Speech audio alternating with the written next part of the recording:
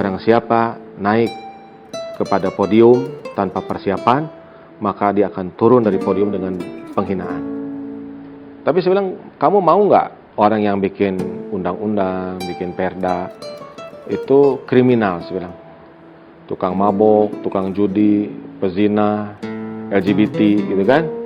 Mau nggak? Kan kasihan, guru nggak bisa gajian, PNS nggak bisa gajian, jalan nggak bisa diperbaiki, ya kan? Banyak masalah kalau kita tidak.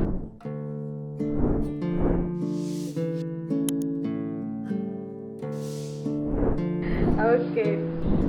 Gimana sih Kang Haru gitu ya? Menurut Kang Haru itu 3 hal yang penting banget seorang politikus itu ada dalam diri dia gitu. Mengingat banyak orang pengen masuk politik, tapi orang juga nggak suka ke politik. Apa aja nih Kang Haru kira-kira 3 hal? Ya, pertama, politik itu penting, ya, karena kan kata Bertolt ya, buta yang paling buruk tuh buta politik. Ada orang yang bangga mengatakan, saya mah tara politikan, saya tidak suka politik, ya kan?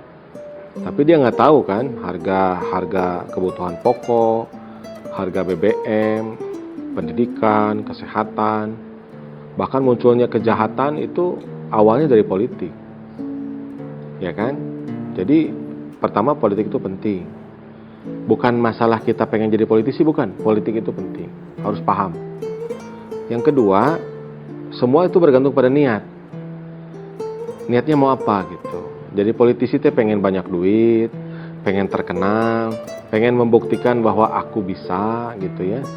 Atau pengen memperjuangkan rakyat, nasib rakyat, supaya rakyat tidak lagi menderita, rakyat bisa sejahtera gitu ya. Makanya kan hadisnya innamal a'malu binniyat. Jadi amal itu bergantung pada niatnya. Yang ketiga, ada sebuah prinsip dalam politik. Barang siapa naik kepada podium tanpa persiapan, maka dia akan turun dari podium dengan penghinaan. Jadi harus siap-siap gitu masuk ke wilayah politik itu. Karena politik itu dunia yang sangat keras, karena semua orang ingin masuk politik. Politik itu adalah puncak kebudayaan. Semua profesi ujungnya pengen jadi politisi. Dan kalau sudah jadi politisi, udah nggak pengen jadi yang lain lagi. Penyanyi, artis, pengen jadi politisi. Tentara, pengen jadi politisi. Dosen, pengen jadi politisi. Semua. Tapi kalau udah jadi politisi, ya paling dia hobi nyanyi, hobi masak, gitu kan. Udah nggak pengen apa-apa lagi. Jadi politik itu puncak kebudayaan. Jadi IPA, selamat datang dari politisi. Welcome to the jungle. Welcome to the jungle. Vira, Om Ali, Om Irfan, semua silakan. Tapi kalau Kang Haru sendiri kan sekarang udah lama banget ya, 20 tahun lebih di dunia politik. Enggak, Siapa sih? mau 15 tahun. Oh 15 tahun. Oh, 15 Di DPRD ya? Di DPRD. Itu siapa nih orang yang mencebloskan seorang Kang Haru ke dalam dunia politik yang awalnya pengen banget jadi dosen gitu. Nah itu kita belum pernah tahu nih nama orangnya itu siapa. Aduh. Kang Haru belum nge-mention ya. Ada siapa? Kita kan nggak boleh nyebut nama. Siapa nih Kang Haru? Pokoknya ada aja. Seseorang yang waktu itu, kamu mau nggak bantuin saya di PKS, PK dulu? Ya oke, bantu-bantu malah.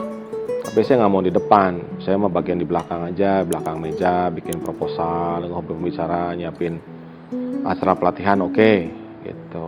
Terus ada penjaringan majelis pertimbangan daerah.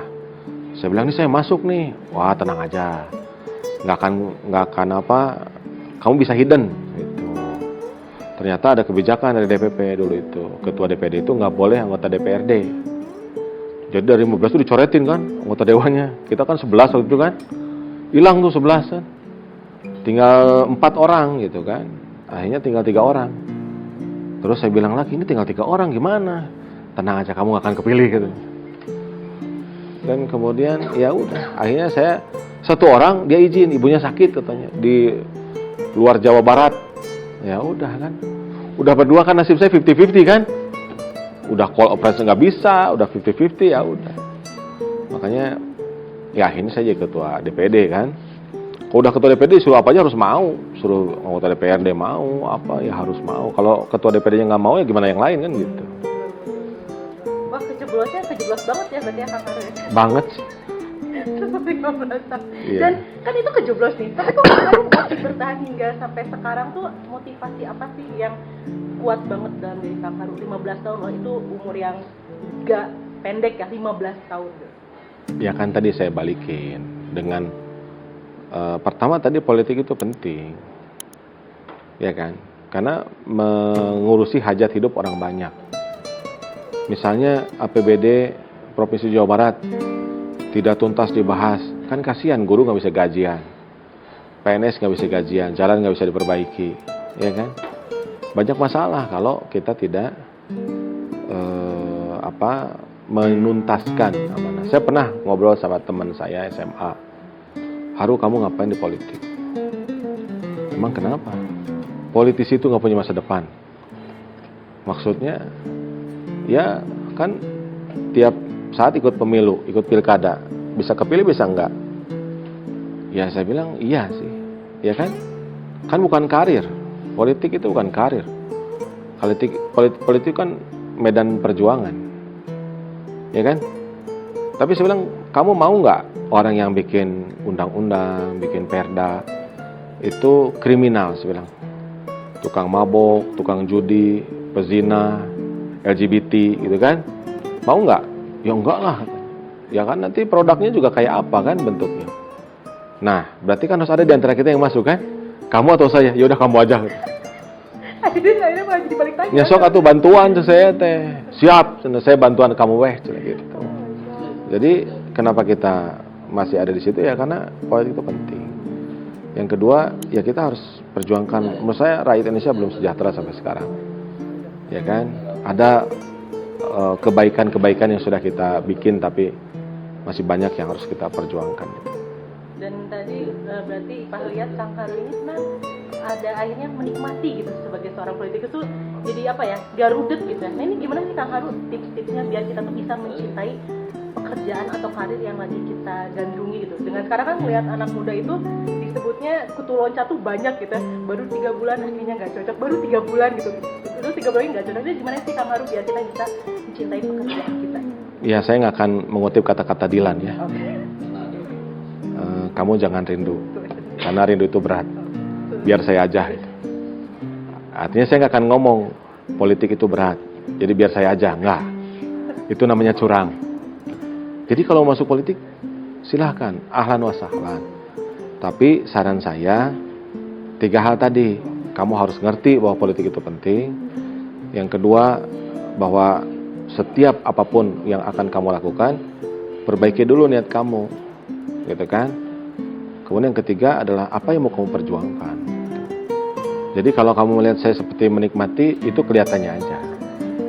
Sesungguhnya ya medan perjuangan lah. Cuma bagaimana perjuangan itu kita nikmati. Oh betul, menikmati perjuangan. Kan kerja itu pasti nggak enak. Yang enak itu gajian. Kalau bisa nggak usah kerja tapi gajian. Iya kan? Uang iya, makanya kan anak sekarang mah nggak mau kerja di pabrik, nggak mau. Pengennya jadi YouTuber, pengen jadi selebgram, pengennya jadi influencer, iya kan? Nggak capek lah kerjanya tapi banyak duit. Jadi sekarang tuh udah nggak musim, ya kerja capek gitu ya, panas gitu ya, pusing gitu. Apalagi kalau duitnya sedikit gitu. Sekarang tuh yang musim tuh ya udah, kerjanya nggak terlalu capek, duitnya banyak dan nggak pusing gitu. Jadi menarik tadi Kang Haru bilang tentang YouTuber dan influencer gitu ya. Kita pernah ngebahas 2 juta orang anak muda di Indonesia itu mengalami depresi. Dan sekarang tuh lebih sedihnya lagi anak muda tuh standar kebahagiaannya tuh sekarang tuh materialistis gitu. Apakah sekarang emang kebahagiaan itu seperti mahal gitu kan? Kalau menurut Kang Haru sendiri kebahagiaan itu seperti apa gitu? Ya kalau kamu menyimpan kebahagiaan itu pada materi, maka ketika materi itu hilang kamu akan tidak bahagia. Kamu menyimpan kebahagiaan pada orang, ketika orang itu berkhianat kamu juga akan menderita. Makanya kebahagiaan adanya dalam hati. Makanya yang harus kamu cari itu adalah setiap melakukan sesuatu, maka kamu senang melakukannya. Jadi orang itu termotivasi oleh 3 hal. Pertama tadi materi, ya, atau sederhana ada 3 klasifikasi orang. Yang pertama itu tipenya tipe buruh. Sama dengan berdoa, harus diancam. Kamu tidak masuk, kamu gajinya saya potong. Maka dia akan patuh. Gitu. datang setiap pagi seminggu 6 hari atau 5 hari. Pokoknya dia akan bekerja dengan ancaman, jadi bekerja dengan penuh tekanan. Tapi itu tipe orang ya. Oke. Berdoa juga sama, dia berdoa takut masuk neraka. Boleh. Yang kedua tipenya pedagang. Kamu datang tiap hari, setiap kamu datang kamu dapat duit 100.000. Apalagi kalau lebih pagi lagi kamu dapat 150.000. Oh dia semangat. Itu tipe pedagang. Jadi yang penting selisihnya ada. Tapi yang nomor 3, itu tipenya tipe pencinta. Diancam nggak bisa, diiming-imingi nggak bisa. Saya akan datang kalau saya dibutuhkan dan dicintai. Jadi motivasi orang itu tadi diancam, dapat iming-iming, yang materi itu yang iming-iming. Atau dia puas karena dia dicintai. Saran saya sih yang ketiga aja, biar keren. Mantap. Oke, tiga. Cakap.